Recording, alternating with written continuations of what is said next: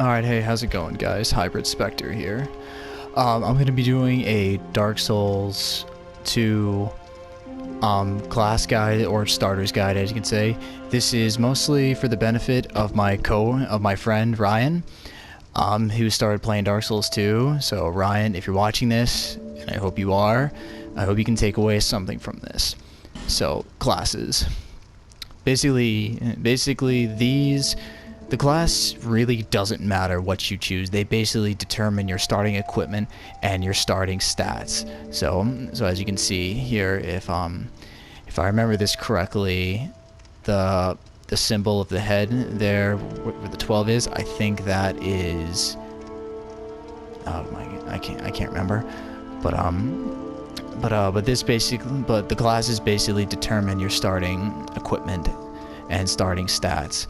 Now because the swordsman fits my personal playstyle, I'm typically going to choose the swordsman.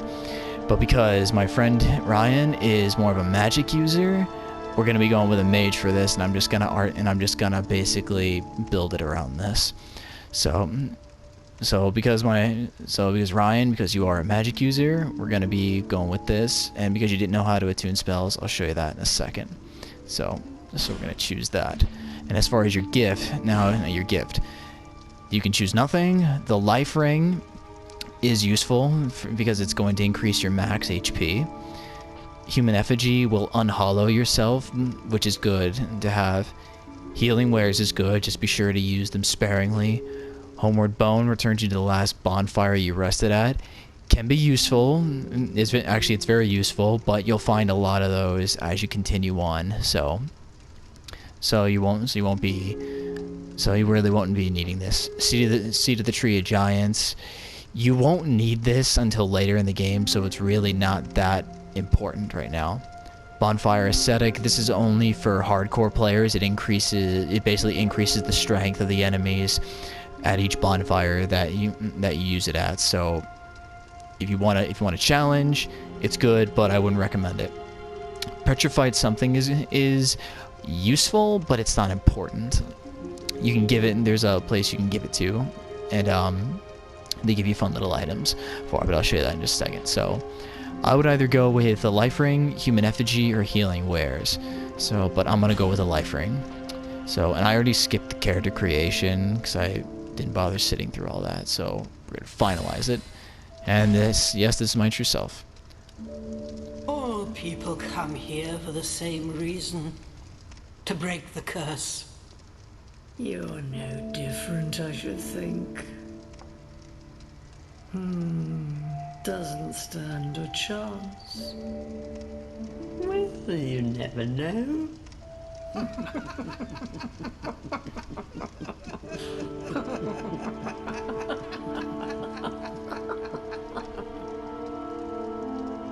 Go through the door and trot along to the kingdom. But remember, hold on to your souls. They're all that keep you from going home. Oh, I'll fool you no longer. You lose your souls. All of them. Over and over again.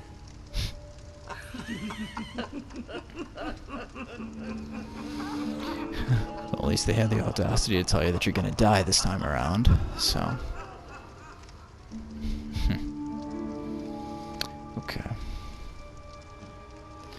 Okay, so this is our character here. I'll have to fix that in just a second. Okay, now what we're gonna do is player stats. Okay. Alright, now this is your overall level, and so this is basically, so each class has a starting level. For the mage, it's level 11. Vigor increases your HP, so you're gonna want to be upping this as much as you can. If you're not sure what to level up, drop it into HP, because the more HP you have, the better. Endurance, you're going to need, this is another stat you're going to be investing in quite a bit, because stamina is needed for every single action in the game, whether it's casting a spell, swinging your weapon, sprinting, dodging, it's all going to require stamina, so you're going to need a lot of stamina for survival. Vitality, that determines your maximum equipment load. So right now, if you look in the bottom right hand corner of my screen here, you're going to see some numbers, 9.4 over 46.0, and you're going to see a percentage at the bottom, 20.5%. So basically, that value is the total equipment that I can carry, the 46.0. That is the total amount of equipment that I can equip. And that percentage at the bottom, it states I'm only using 20.5% of my total equipment rate. So that's going to be good if you're going to be using a more of a heavy armor build. So it's useful to have it. So I'd say drop a few points into that every now and then. Attunement. Now because Ryan, because you like to run mage, attunement is going to be your best friend, because it says attribute governing number of spells that can be attuned, boosts spell casting speed. So you're going to want this. The more spells you have, the better, and the faster you can cast them is good. So that's what you want. Strength is useful for damage, so I would recommend dropping a few points into this just so you can have a halfway decent melee weapon, because you're gonna need it. Dexterity as well, same thing, boost attack. So I would say drop maybe a few points into both of these every now and again, just so you can have at least some good melee weapon to get you through in tight situations.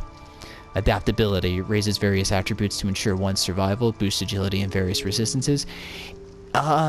Most people will tell you that this isn't very useful, but I would say maybe you drop 1 or 2 points into this every now and then if you're not quite sure what to level up.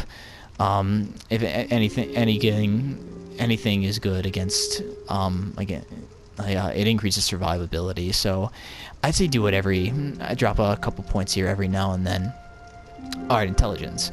Attribute required for sorceries. Boost magic defense and proficiency in sorceries. So basically, this increases the damage that you do with spells. So, very useful. Faith. Then attribute required for miracles, which are basically healing spells. Boost lightning defense, proficiency in miracles. So if you want to use miracles, you're going to want to drop some points into this, and you're going to want to. So basically, for a mage build, you're going to want to be governing vigor, endurance, attunement, intelligence, and faith, and whatever it is that you think will help you give yourself a better edge, drop it into other various things. But the main things: vigor, endurance, attunement, intelligence, and faith. So it'll be good. And don't forget to drop a few a few points into strength and dexterity, so you can at least use a halfway decent melee weapon. So if you look at these stats over here, this is your total number of souls. Your souls are left upon death, just to keep in mind. Required number of souls to level up, so keep that in mind. You'll see that at the Emerald Herald. Soul memory, it's basically just the amount of souls that you carried. It's not really that important. This is your right hand.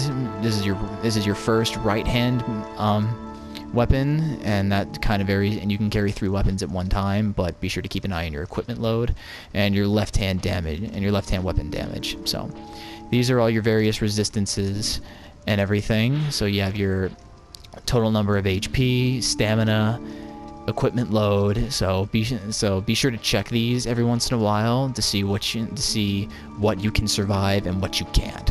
So all right, so I hope that kind of sums things a little bit up for you. So, and if you go up here, you open this chest up here. There is a human effigy. So that is useful. I'm gonna drop down here. All right, now, Ryan, because you didn't know how to attune spells, fear not. I'm here for you. So you're gonna light your bonfire.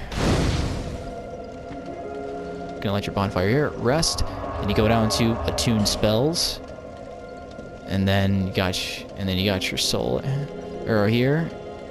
So what you're gonna do? What you want to all right. So it's already shaded. So as you can see, it's already shaded in, which means you already have it equipped. So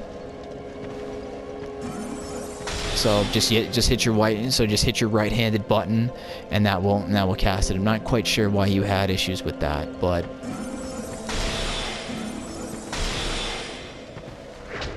yeah.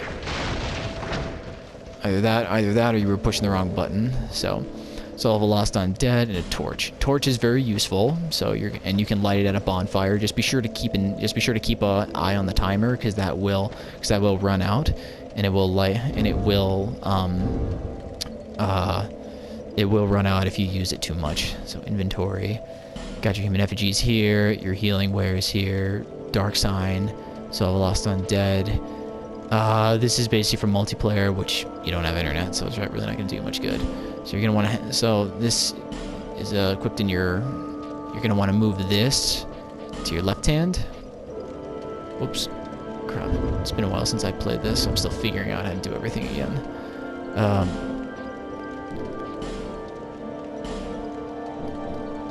Oh my god, what am I doing? There you go. So you have that in your left hand. So I have that in my left hand, so be able to use that. So it's good to have a good melee weapon to give yourself that extra edge when you run out of spells. And the rest of the bonfire, your spells replenish. So that's something to keep in mind. So that's something to keep in mind up here. So we're just gonna skip this area, since I kind of already know how to do it.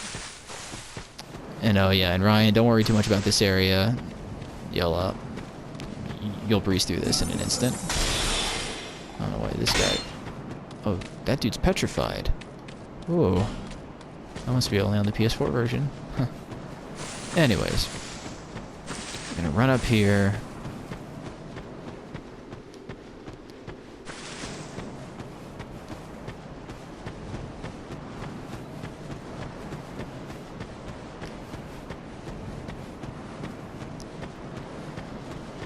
There we are. Great view. Now we're at Majula.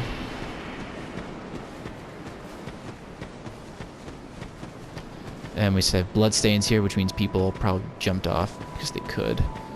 Oh, there's an item down there, but we'll get that later.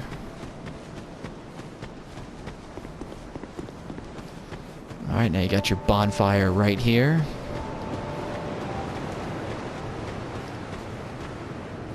Gonna want to light that. And over there, we have the Emerald Herald.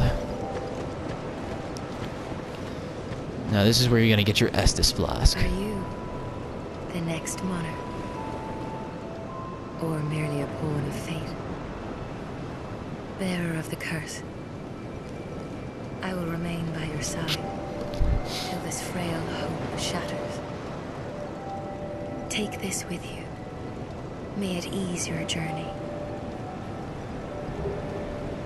Go on and see the king. He who made Drangleic what it once was.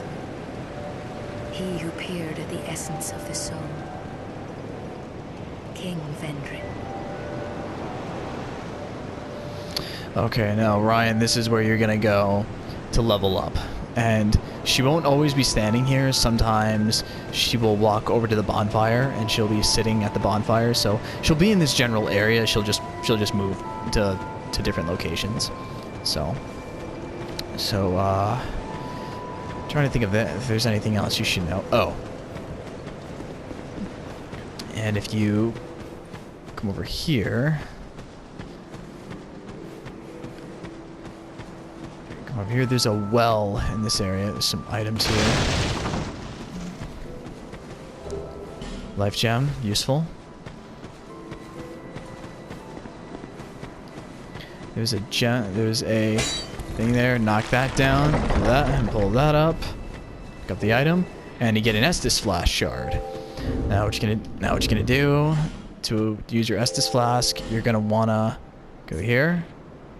And that number 1 that you see there, that signifies how many uses of the Estus Flask that you have.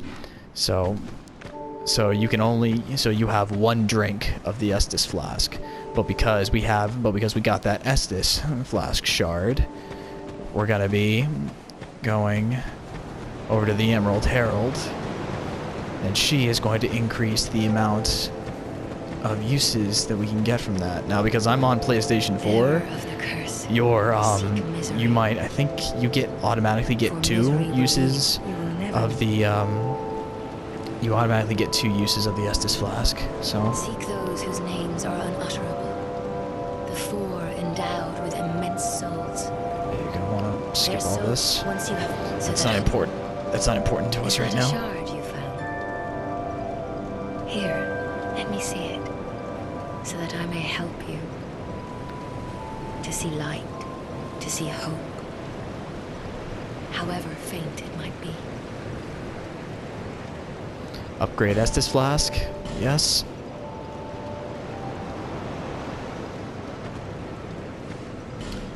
Yep. And that gives you 2 uses of the Estus flask. Now, because you're on last gen consoles, you're probably gonna think you have like automatic. I think you start with 2 uses, and that ups to 3. But because I'm on PlayStation 4, I have the hardest one. I have the harder version of the game. So yeah. Now, let's see what else you need to do. Oh yeah, you got the blacksmith here. You find the key at his shop in the Forest of the Fallen Giants, just up that path up there. And I'm not sure how much time we got left here, but if you come in here, there's a merchant in here, and you can use your souls to spend on some pretty decent weapons in here. So yeah, now because you're running mage, it's not going to do you much good to get a shield, but it is helpful. Let me come up here. There's a chest.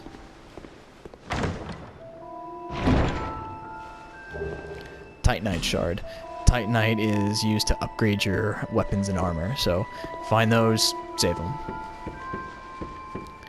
Alright. Anything else you might need to know? Oh yes. We have a cat in here. She's a merchant. She sells your various rings and stuff, so she's good to stop by and such. You'll eventually get a key for this house, and you'll be able to go in there and such. Alright. Now, I think that's about it. Oh, if you go in here, there are going to be these angry pigs that are coming after me, as you can see here. These things don't play.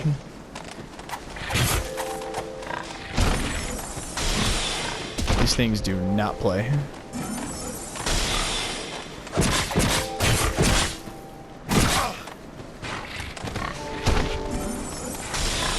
Anyways, but that's not the point why we're here. And they will chase you, so. But yeah. Alright, so I hope that helps you, Ryan, and if you're new to Dark Souls 2, then I hope this guide helps you. Can't exactly call it a guide since this is mostly for my coworker, so yeah, this is Hybrid Spectre, and this thing is still chasing me. And I will see you guys in the next one.